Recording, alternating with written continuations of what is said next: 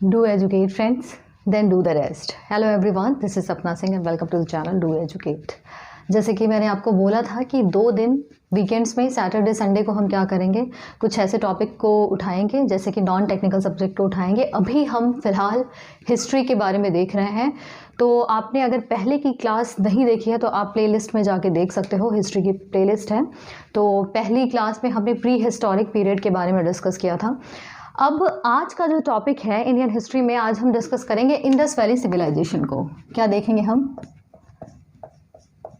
Indus valley civilization. Indus valley civilization. अब Indus valley civilization का नाम यही क्यों पड़ा? अब एक सोचने वाली चीज़ है कि ये जो नाम है क्यों रखा गया।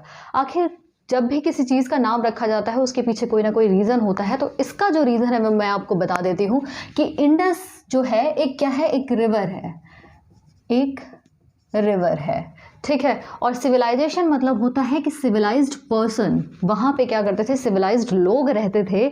और कहाँ पे रहते थे? ये जो है आपका ये जो साइट मिली थी तो वहाँ पे इंडस रिवर था, तो इंडस रिवर के पास ये साइट मिली थी, तो इसलिए उसका नाम रख दिया गया इंडस वैली सिविलाइजेशन। ठीक, बात समझ में आ रही होगी कि इंडस वैली सिविलाइजेशन उसका क्यों नाम रखा गया।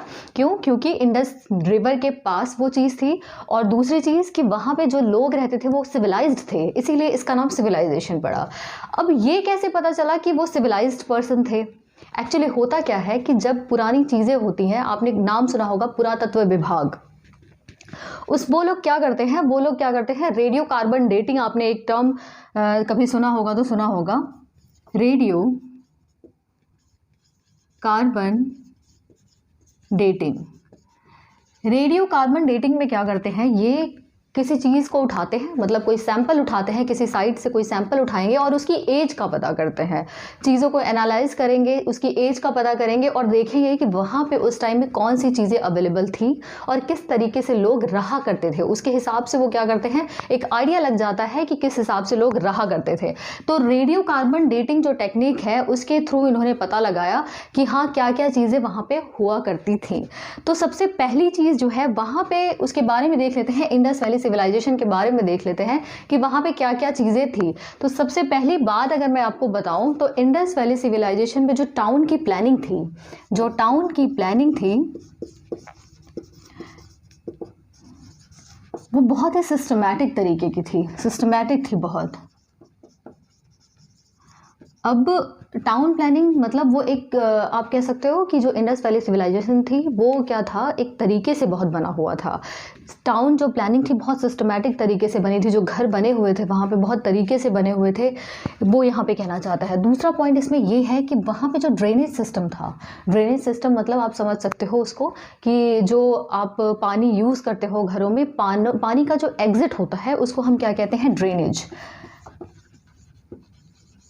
ड्रेनेज सिस्टम वहाँ पे बना हुआ था। मतलब उनको ये पता था कि जो वेस्ट वाटर है उसको किस तरीके से बाहर निकालना है, किस तरीके से वो पानी नाले में जाएगा। तो बहुत प्रॉपर तरीके से ड्रेनेज सिस्टम भी उन्होंने बनाया हुआ था उस टाइम। जो घर बने हुए थे वहाँ पे, जो घर बने हुए थे वो बने थे बर्न्ड ब्रिक से। बर्न्ड ब्रिक मतलब ये जो आजकल की ईंटें हम देखते हैं, ईंट जो होती है रेड कलर की जो ईंट होती है जिससे हम घर बनाते हैं, उस टाइम में आप सोच सकते हो उस टाइम में वो क्या करते थे, इन ईंटों से घर बनाया करते थे। तो वहाँ पे क्या था कि बहुत सिस्टमैटिक तरीके से इन्होंने टाउन की प्लानिंग की थी। उसके बाद जो ड्रेनेज सिस्टम था वो भी बहुत तरीके से बनाया हुआ था। जो बर्न ब्रिक होती है उस टाइम में उन्होंने ईंटों से मकान बनाए थे, ईंटों से अपना घर बनाया था। वहाँ पे जो प्लानिंग थी, जो टाउन की प्लानिंग थी, वहाँ पे 2 पार्ट में उन्होंने घर को डिवाइड किया था। मतलब जो पूरा एरिया था, जो सिविलाइजेशन थी पूरी ये इंडस वैली की, वहाँ पे उन्होंने 2 पार्ट में चीज़ों को डिवाइड किया था। 2 पार्ट मतलब एक था अपर पार्ट और दूसरा है लोअर पार्ट। अपर पार्ट और लोअर पार्ट 2 पार्ट में डिवाइड किया गया था। यहाँ पे अपर पार्ट को हम किस नाम से जानते हैं? सीटाडेल के भी नाम से जानते हैं। Upper part is also known as citadel. ठीक है, तो लोअर पार्ट था, अपर पार्ट था। जो पूरी प्रॉपर जो टाउन प्लानिंग थी वहाँ पे दो पार्ट में उसको डिवाइड किया गया था, अपर पार्ट और लोअर पार्ट, या कह सकते हो सीटाडेल या फिर लोअर पार्ट। ये क्वेश्चन पूछा जाता है कि अपर पार्ट को और क्या कहा जाता है या फिर और किस नाम से बुलाया जाता है। तो अपर पार्ट को हम क्या कहते हैं? सीटाडेल के भी नाम से जाना जाता है। तो ये एक चीज़ हो गई। अब एक पॉइंट ये उठता है कि अपर पार्ट और लोअर पार्ट दो कैटेगरी में क्यों डिवाइड किया गया? एक्चुअली कुछ हाई सोसाइटी के लोग थे, वो क्या करते थे? अपर पार्ट में रहा करते थे।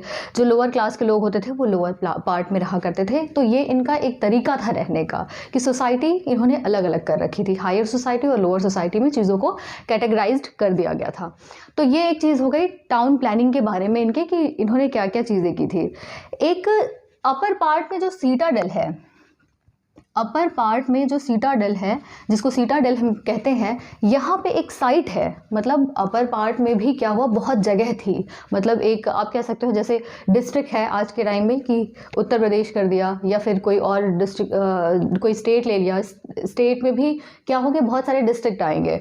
तो उसी तरीके से क्या है, अपर पार्ट यानी कि सीटाडेल में भी क्या होता था, एक साइट मिली थी, एक साइट मिली थी जिस साइट को हम कहते हैं मोहनजोदारो। ठीक है, मोहनजोदारो जो साइट थी वहाँ पे एक ग्रेट बाथ मिला था, ग्रेट बाथ मिला था। अपर पार्ट में एक साइट थी मोहनजोदारो, वहाँ पे एक ग्रेट बाथ मिला था। ग्रेट बाथ मतलब क्या? नहाने के लिए लोग यूज़ करते थे उसको। ठीक है, नहाने के लिए उसको यूज़ किया जाता था। और वहाँ पे आप एक चीज़ और बहुत अच्छी थी वहाँ पे, कि वहाँ पे प्रॉपर चेंजिंग रूम भी हुआ करते थे।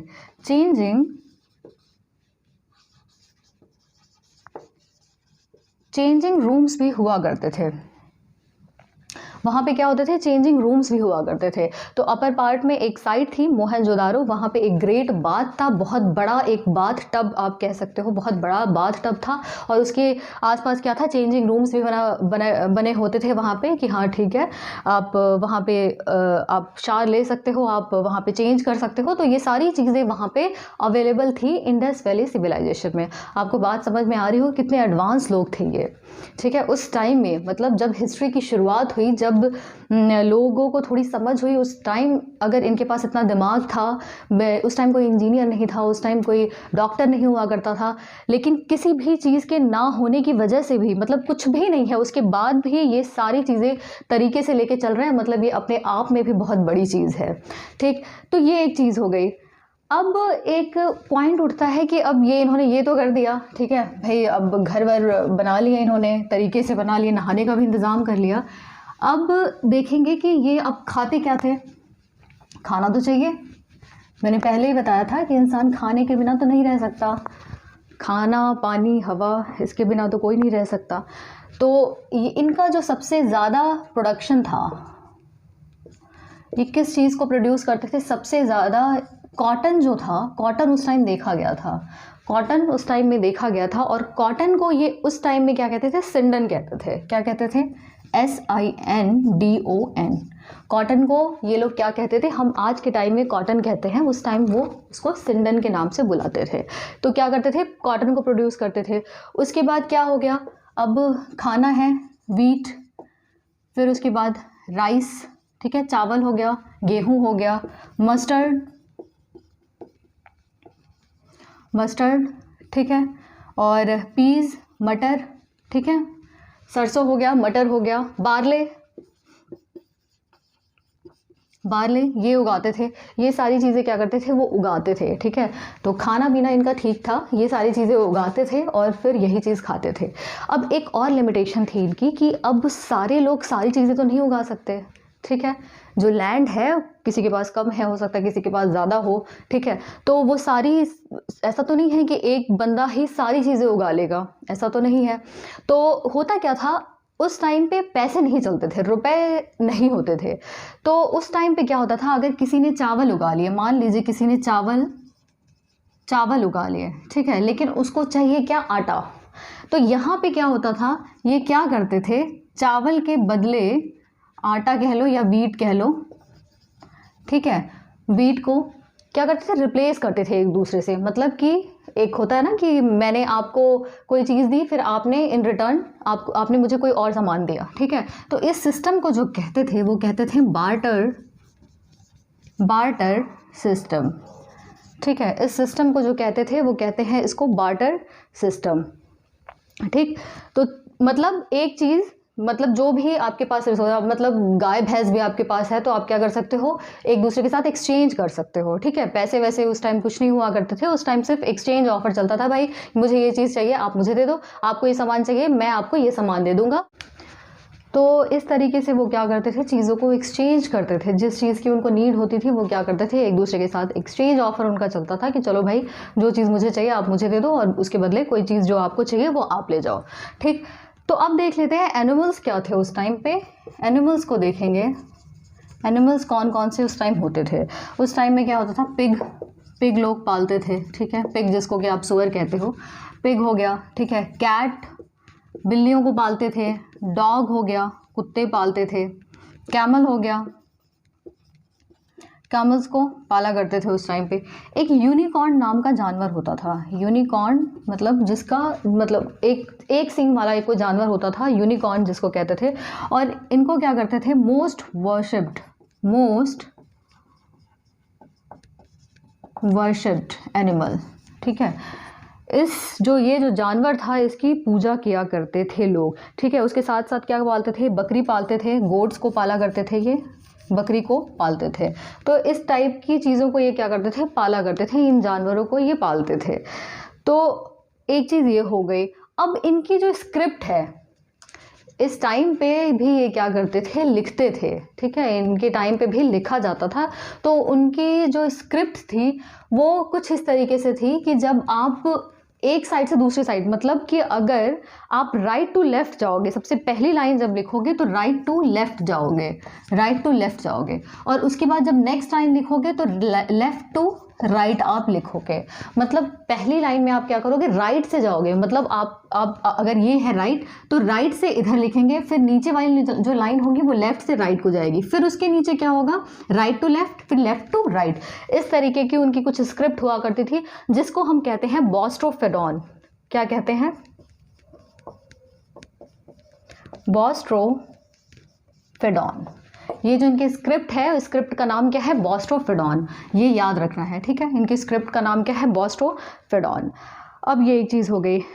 अब ये इंडस वैली सिविलाइजेशन, सारी चीज़ें बहुत अच्छी थी, बहुत तरीके से चल रही थी, लेकिन इसका एंड फिर क्यों हुआ, किस तरीके से इसका एंड हो गया, मतलब अगर इतनी अच्छी चीज़ें थी तो इनका पतन कैसे हुआ।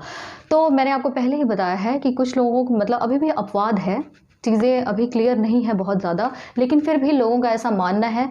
एक तो अफवाह ये है कि अर्थक्वेक एक रीज़न हो सकता है, अर्थक्वेक आया होगा और चीज़ें ख़त्म हो गई होंगी। एक दूसरा जो सबसे मेजर रीज़न, जो मेजर आप कह सकते हो मेजर रीज़न है, वो क्या है, इंडस वैली सिविलाइजेशन का, कि इसका एंड कैसे हुआ। मैंने आपको पहले ही बताया था कि इंडस वैली सिविलाइजेशन कहाँ था, इंडस रिवर के पास था। तो जब रिवर के पास था तो रिवर में क्या हुआ, वो फ्लड आया और फ्लड की वजह से सारा कुछ वैनिश हो गया। तो ये एक सबसे बड़ा, सबसे मेजर रीज़न मानते हैं इस चीज़ का कि इस तरीके से इसका पतन हुआ होगा। तो ये एक चीज़ हो गई।